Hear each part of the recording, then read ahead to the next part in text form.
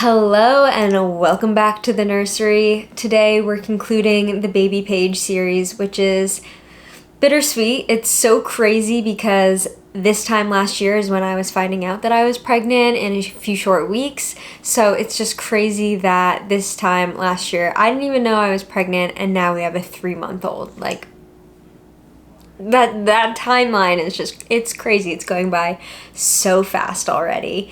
And so today we're talking about the 4th trimester, which is the postpartum period. That's about 12 weeks past birth, and we are now at 13 weeks. So I thought I would just kind of sum it all up and talk about my postpartum recovery and time. Again, I have my notes because mom brain, need coffee and notes. That's my life now. All right, so I guess we can kind of just talk about how the 4th trimester went for me. It definitely wasn't what I was expecting. I kind of went into it feeling really, really scared of it, and Ryan and I had a ton of conversations about how I was the most nervous for the postpartum period because you don't get a lot of sleep, you lose yourself, all of the hormones are adjusting, like there might be some tension between Ryan and I in our relationship, like everything that I had heard and just the unknowns of this time really scared me. And I was pleasantly surprised that it really wasn't as bad as I had made it up in my head. It was tough, and it was definitely like one of the hardest trimesters, but it wasn't as bad as I had built it up to be, if that makes sense. So I asked on my Instagram story for any postpartum, 4th trimester, pregnancy questions, and I feel like all of my answers to these questions will really explain more about my 4th trimester. So we'll just jump right into the question section of this video. How was healing?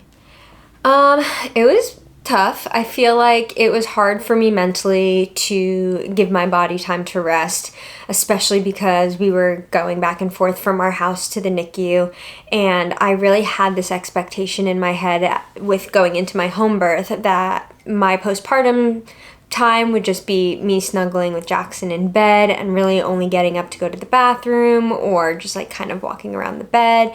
I had it in my head that I would do the like 5-5-5 rule, 5 days in bed, 5 days around the bed, and then 5 days around the house.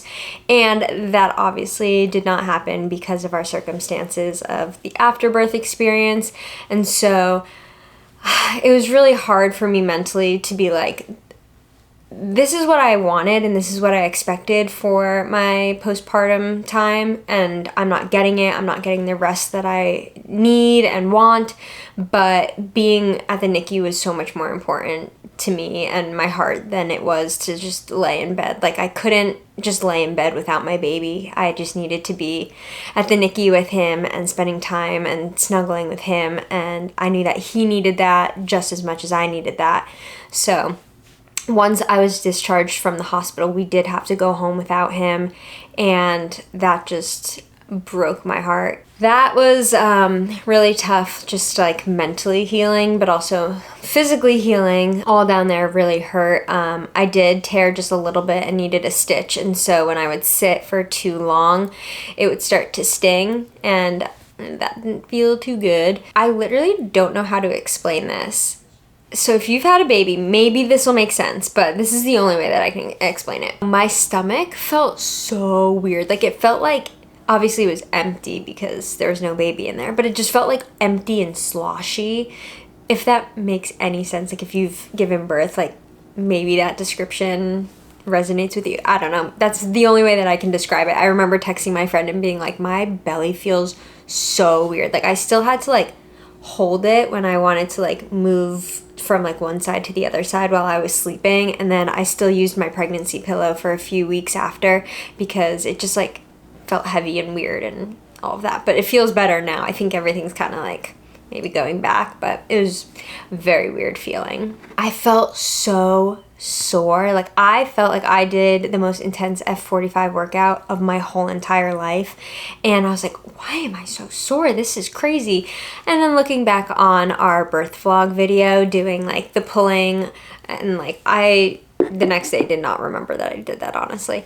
Like the pulling on the rope and with my legs back, like it makes total sense why I was so sore. But like it felt like I had run a marathon. It was crazy how sore and tired I was the following days. And since we were in the hospital, we had access to a wheelchair, which was really nice. And so because my belly felt weird, my down there felt really weird, I was really sore, Ryan just wheeled me around the wheelchair every single time that we'd go to the hospital. I milked it. I was like, Ryan, let's go. Onward. I just loved being wheeled around in the wheelchair. So that was nice, and that also I think really helped with my recovery too and just feeling better. I feel like the bleeding wasn't as bad as I expected. I feel like I heavily bled for about 5 to 7 days after, and then it got lighter and lighter. And it's funny because like you go 9 months without a period and then you're just in diapers and pads for, it's been like 13 weeks. I'm like not in pads or diapers anymore, but it was a long time, and I'm still spotting just a little bit. Like sometimes when I wipe, there's a little bit of like brown discharge, but like nothing, no bleeding or anything like that. I think it took like 3 weeks for me to start feeling confident to take a longer walk around the neighborhood. We started with pretty short, like a short loop around our neighborhood, but I would feel very out of breath and tired and slow, and then we'd go back and I'd go rest. So I definitely like took it slow, but I started feeling like I need to start walking. I need to start doing something, because if not, like, I'm gonna go crazy. I did Pilates my whole pregnancy from the day I found out to like about a month before I delivered. I was just like very used to working out and moving my body, and it was really discouraging getting out of breath and feeling really weak. Even though I knew that I needed to let my body rest, it just was like that mental game of like, I really need to move my body, but I also need to rest. So this whole like 4th trimester has just been mentally back and forth and crazy. It's been crazy. The one symptom that blew me away and was just crazy, and I still to this day am having this symptom, but is the night sweats. They're not as bad now, but I would wake up drenched. We keep our house around like 68, 69, 70 degrees, between those three the 3 degrees. And I would drenched in sweat. It was disgusting. I felt like I needed to shower 5 times a day. Every time I would nap, I'm like, ugh.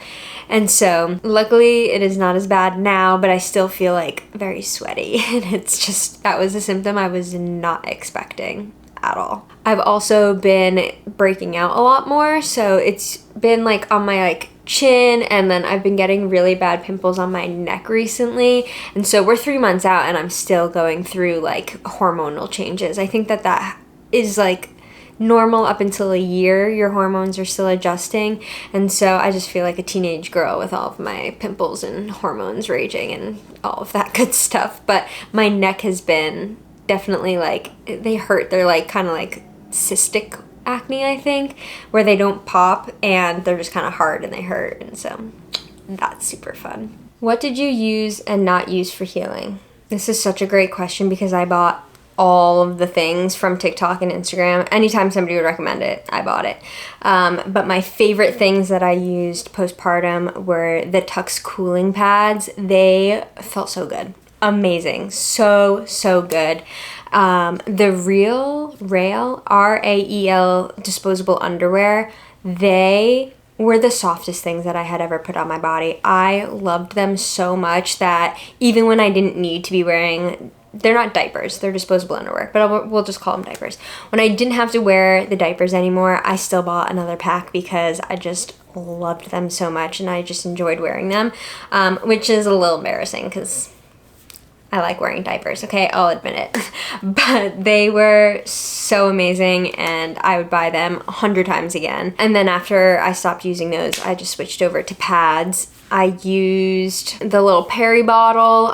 That one was Freedom Mom. Anything Freedom Mom is really great. I recommend them. Something that was pricey, but I used all the time were the Silverette nipple shields. They saved me, especially because Jackson had a tongue tie. And so my nipples hurt so bad, cracked, bleeding. all of it for the first few weeks, and those things really, really saved my nipples. I'll also link all of the things that I used for my postpartum recovery down below so that you can check it out and kind of go shopping for yourself. How was your first poop? I was terrified. I'm not gonna lie, I held it in for like a day or two because I was so scared to go. But it really wasn't as bad as I expected. It was quick and easy. I used the Tux pads, I used toilet paper, so it was fine. It was good. Don't be too scared. You'll be fine. Have you struggled with postpartum anxiety or depression? At the beginning, no, and I thought that I was spared. I was like, this is amazing, like, I feel great. I don't feel the baby blues that everyone talks about. I'm really not feeling anxious. The only thing that I felt a little bit anxious about is my baby breathing in the middle of the night, which I feel like is just a typical new mom, new parent worry. And so I would kind of just, check on him, hold his like little belly, make sure it's going up and down. But it didn't hit me until probably like 2 weeks ago-ish, where I just started feeling like something bad was going to happen. I am still very nervous to bring Jackson anywhere by myself, especially with the stroller that we have because it's heavy. And so my brain just immediately goes to, I'm gonna get kidnapped, Jackson's gonna get kidnapped, we're gonna get taken, just kind of all of that in the parking lot of a store. And I hate that that's what I have to think about every time that I go out. It has definitely made me feel like I can't go anywhere alone. The drive-up pickup orders at like Target and food stores they've been a lifesaver, so I've been definitely utilizing that feature. And then I think my anxiety really, really heightened just with everything going on in the state of the world right now. I had to delete TikTok because it just was scary video after scary video, and I was sucked in. It was like a car crash kind of, where you shouldn't be looking, but you can't stop and you can't look away, and it was just all that was consuming me, and I had to mentally stop. It was just so scary and all I was thinking about, and I totally understand that I am privileged in a sense that I get to turn that off and not see that, but mentally, just with a new baby and my mental state, I had to stop. Something else that Ryan and I have been non-stop talking about is how we want to show Jackson on social media, how we want to show up, and what this channel is going to be, what my social media is going to look like. I feel like I am scared to show him too much. I never want to exploit him or our future children on this channel or on any social media. The reason we really started this channel was to document our lives and have videos to look back on, because my dad filmed my whole childhood and I love watching his home videos back. And we could totally do that without YouTube. But it was, at the time, we were thinking like YouTube is going to keep us accountable for recording, editing, and like making a little video of our lives and being able to look back on it in one place. And then it just turned into something that we both really enjoy doing, but it's not something that we thought about with like kids. And now that we have a baby, we're just like, do we want to show him? How much do we want to show him? One thing for sure is that we don't want to turn this channel into a family vlog channel. That's just not our intentions. It's not something that we're interested in doing, but we do want, like, he's a huge part of our lives, and so he's going to be in some videos. We just don't know still how much we want to share. We go back and forth on if we want to share his face. We don't know right now. And there was like a few days where I had made a decision where I was like, I'm not going to show him at all on social media. I'm just going to share the back of his head, the side profile, like nothing where you can see his face straight on. So I archived a few posts and then started posting just pictures and videos of the back of his head. And then I'd scroll through Instagram and I was like, oh, everybody else is showing their baby. Like, maybe it's okay. It's so confusing and I just don't know, and I'm not perfect and I'm never going to be, but I do want to keep him safe on the internet and do the best that I can to keep private things private. I never want to embarrass him. I don't want to put up videos that he's going to be like, Mom and Dad, why did you post this online for all these people to see? And so I look at everything that I post of him with the lens of like, is this respectful to him as an adult? Is this respectful to him just as a human? And so it's something that we're going to be constantly evaluating, and as of right now, we're just going to show like little clips of him that may change video to video. It may change in the future completely where we just take him off. I don't know, but it kind of bleeds into like the future of this channel.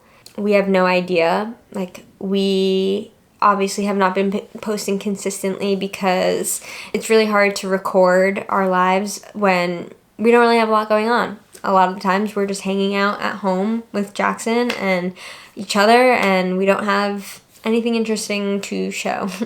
And so it's like, all right, then let's not do it. I also don't want him to grow up just like with a camera in his face 24/7, so we're not going to record just anything. And so then that brings it to like conversations we've had of like, well, what do we want this channel to look like? What do we want to show? And I don't have an answer. I have no idea. I enjoy talking to you and hanging out with you and kind of doing these sit down videos. So maybe we'll just do more sit down videos like this, just chit chatting, vlogs here and there of like what we're doing around town that's cool, if it's like a fun weekend with family or friends, or we go on vacation somewhere. But I don't know, it's going to be ever changing and ever evolving. So thank you for your patience and hanging around with us while we figure out being new parents and boundaries and all the things. So, and also touching on the mental health aspect of postpartum, because I didn't get the postpartum experience that I had planned and wished for. It definitely was so hard going through being a NICU parent, and my heart just goes out to all of the parents and all of the families that have babies in the NICU that have been there for months, have been there for weeks longer than we had. We were only there for 5 days, and it was the absolute hardest 5 days. And there was a baby right next to Jackson that had been there for like 3 months. And just looking over at the parents and just like realizing how just looking at them and being like, you've been visiting your baby in the hospital for months and you can't take them home and just have that afterbirth experience. And I just look at these parents so differently now, and that they're just so strong. And the fact that you have to ask to hold your baby, and sometimes they say no, and it's like, I just want to hold my baby. And so mentally, it was so hard to see him hooked up to monitors, hooked up to all these tubes, and when you'd want to take him out, you'd have to unplug things, and things are beeping, and babies are crying. Like, it's just so stressful, and it was probably the hardest 5 days that Ryan and I had experienced. And yeah, it was just mentally so hard, and so hard to leave your baby too, when you have to go home without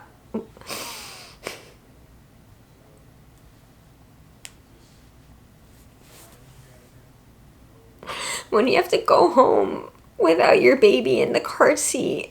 It really sucked. And I'm so thankful that the hospital had this service where you could watch your baby, but there were times where I'd be laying in bed watching the monitor of him sleeping, or he'd be awake and he would have like spit up coming out of his mouth, and they took such good care of him, so this isn't on them at all, but like, I would watch him and I'd just be like, I want to be taking care of him. Like, I want to be holding him in my arms and being the one to feed him. And obviously, like, we were with him all day, every day that he was in there, but they don't allow you to sleep there. So we had to go home and sleep in our own beds without our baby. And it was just so hard, and I don't wish that upon anybody, and my heart goes out to all of the families that have babies there. And it was a really tough 5 days. How has sleep been? I feel like I'm scared to answer this one, because if I say that it's been going well, it's not. going to go well tonight. I'm just kidding. But it's been pretty good. The first few weeks were really hard. He was waking up about every hour to 2 hours in the beginning, wanting to eat, and then he'd go back down. There was a point where he'd wake up, he'd want to feed, and then he'd be awake for an hour, and we were just exhausted, just feeling like complete zombies. And then it kind of got to a point where he would sleep from about 9:30 to 2 o'clock in the morning, then wake up, feed, go back to sleep, wake up around 5 o'clock in the morning, eat, go back to sleep, and then 7 o'clock, and then he was up. And so we were waking up, I'd say, about 2 times a night.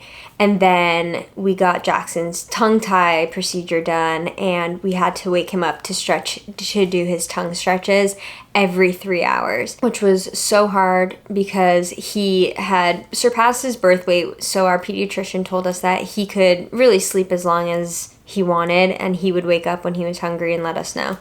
And so I would have to set my alarm for every 3 hours to wake him up, and I'd wake up, I'd look over at him, he was so peacefully in a great sleep, and then I'd look over at Ryan, and he was peacefully in a great sleep, and I had to wake both of them up, and that was so hard, especially knowing that I was waking him up to, I don't want to say to put him in pain, but he would scream every single time. If you've had the tongue tie procedure done, you know that they just hate those stretches. And so I'd wake him up, we'd do the stretches, he'd scream, we'd feed him, and then we'd put him back to bed, and we'd have to do that every 3 hours. And so it just was so hard to have to wake him up from a peaceful sleep when he didn't want to be woken up. But that was only for 3 weeks. So now he's sleeping about 7 hours on a really good day. On a normal day, it's usually he'll wake up at 2 and then wake up at 7. So we're really just waking up once in the middle of the night. Are you breastfeeding / how's it going? If so. So my breastfeeding journey is not going how I pictured it at all. Jack did have a tongue, lip, and cheek tie, and so the first few weeks was the hardest thing ever. It hurt. It literally felt like glass every time he'd latch on and try to nurse. And so I started exclusively pumping and feeding him breast milk through a bottle. And we really went back and forth on if we were going to get the tongue tie procedure done, because he was eating perfectly fine from the bottle. He was gaining weight. He was very content. And so we kind of were like, why put him through this pain and this procedure if he's eating and he's fine? But all the doors just kind of started opening. We started hearing really positive experiences from other parents saying that it was the best thing that they ever did for their child. It helped their breastfeeding journey immediately. It has so many other benefits down the road when they're toddlers and adults. Everything kind of just started pointing towards we should do it even though he's eating fine.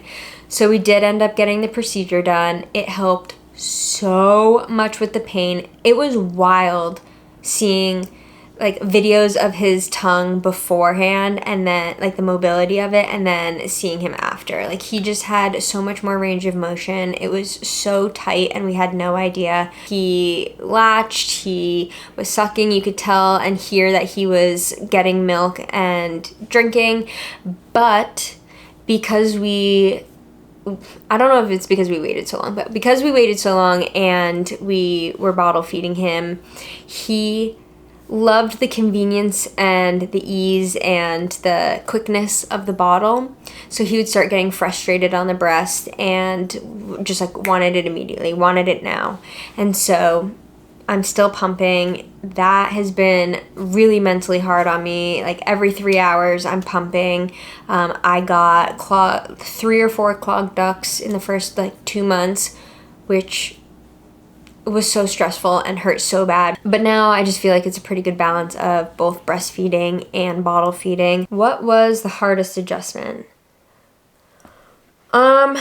It's all pretty hard, learning how to take care of a new human, learning to take care of yourself, learning your relationship in as parents, it's all pretty tough, but I think the hardest thing for me at least is mourning my old self and trying to figure out who I am as a mom and who I am now that I've given birth. Like, I feel like a new person. Like, I've given birth to a new human, literally, but then also I've given birth to a new human in myself. And so it's been really hard to like look back and be like, oh, this is who I used to be. These were my interests and my hobbies, and now I'm not interested in that stuff anymore, or I'm just so confused of like, who am I? And I've always said that I never want to feel like I'm losing myself as a mom and that my whole identity is a mom. Right now, it is because it's new, and it's all that I'm doing right now is taking care of a human.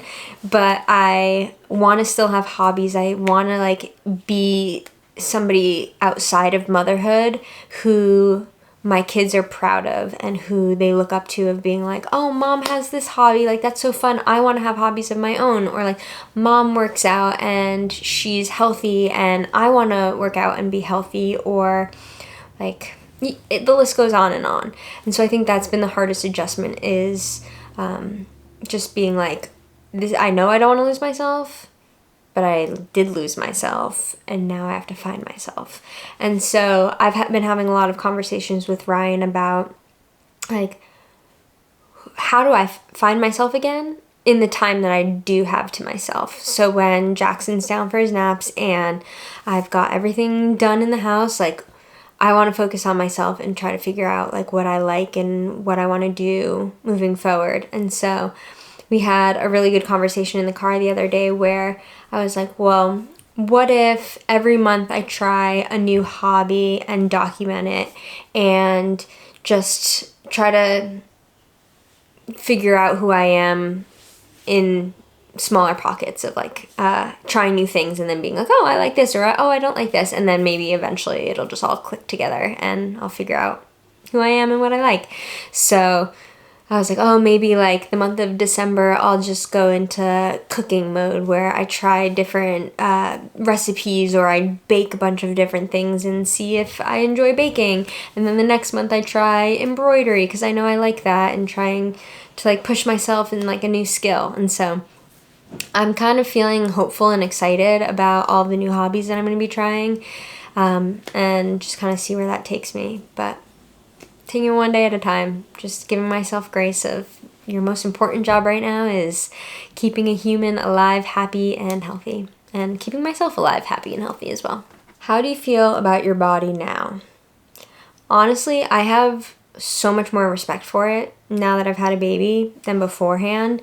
I am proud of myself and proud of my body and what it's went through and the way that it is brought a human into this world. It grew, it expanded, it did everything that it needed to do to bring the life into the world. And then after, it is just like healing itself. It's just beautiful and mind-blowing, and I appreciate my body so much more. When I look in the mirror, it's definitely like hard because I don't look like what I did before, what I did last year. But I look at it in a new light of, you brought a baby into this world. Like, you did it. You did the dang thing. I took a picture right after I had given birth of my belly, and honestly, I looked at it and I was like, it's cute. It's kind of cute. I look like a baby monkey with like my little pouch, and it's slowly like kind of gone in from there. But I've been just trying to be really gentle on myself and embrace my new body. I got new jeans instead of trying to fit into my old ones, and I love my new jeans. So just kind of doing little things to really embrace the body that I have now. What has been your favorite moment so far? I think it's so bittersweet because I want him to stay little forever, but seeing all of the little milestones that Jackson's been hitting and all of the new things that he's been learning has been the absolute best part. And when he looks into your eyes and just smiles and is just so excited to see you, like, that is definitely the best feeling in the whole wide world. Just loving something that you created unconditionally and them loving you unconditionally back is just, it's so beautiful and it's so amazing. I'm gonna say two things because obviously loving on my baby and him loving me back has been the absolute dream, but watching Ryan become a dad has been the best thing I've ever experienced. I always knew he'd be a great dad. I had known it from the very beginning that he was somebody that I wanted to have kids with because he's just the most amazing person ever. But watching him actually do it has just been the coolest thing. And I've fallen in love with him 10 times more because he's just the best. And he's such a natural at it. And he wants to be there. He wants to be present. He wants to do everything that he can for myself and for Jackson. And it is, I literally don't even have words. He's just the best. And watching him be a dad is my favorite version of him. Hands down, my favorite version of him. So that kind of goes into the next question. Have things changed between you and your partner? Do you feel distant? It's been the complete opposite. I've felt so much closer to Ryan after the birth. That was the most intimate thing that I have ever experienced with anybody, is going through birth together. And I trust him so much more. There's now zero insecurities because he has seen it all, and I had to let it all go during birth and just be you know what? He's got to see it, so we're in this together. So I feel like going through that experience has just brought us so much closer. And then going into parenting as we're on the same team has been a game changer. I feel like you have to go into it knowing you're going to be sleep deprived. Things that your partner are going to do is going to annoy you at some point, but you're on the same team and you do want to be helpful to each other. Before I gave birth, we both had tons of conversations and we went in with a game plan of anything Jackson related to keep him alive, that was on me. And then Ryan would take care of me in the postpartum period, and then he would take care of the house and the pets. We had multiple conversations about how that's going to look very different to each other some days, where I'm going to look at Ryan and be like, I am doing everything and you're doing nothing. And then it's going to be vice versa, where he's going to feel like he's doing everything and I'm doing nothing. And we just have to remember that we are doing A, the very best that we can. B, we're in our own lanes. So it's just, we went in with that outlook, and I think that was really, really helpful going into it as we're on the same team, on the same page. Obviously, we're not getting our weekly date nights in, but we've been trying to get creative where on Thursdays we'll do something other than just our normal routine. We'll play a game, or once Jackson goes for his right before bed nap, we'll just sit and talk to each other uninterrupted. We really just soak those moments in together because a lot of the day is just the two of us going about our own little thing, taking care of the baby, and then coming together at the end of the night and being like, whew, how was your day? And kind of catching up there. So having that uninterrupted, intentional time once a week where it feels like a date, even though we're at home, it is what it is. It's great, and it's just the season that we're in right now. And the last thing that I want to leave with you is a list of some things that Ryan and I have learned in the 13 weeks of being parents. Life is precious. We can adapt to anything. Parenting is a full-time job. A routine, what is that?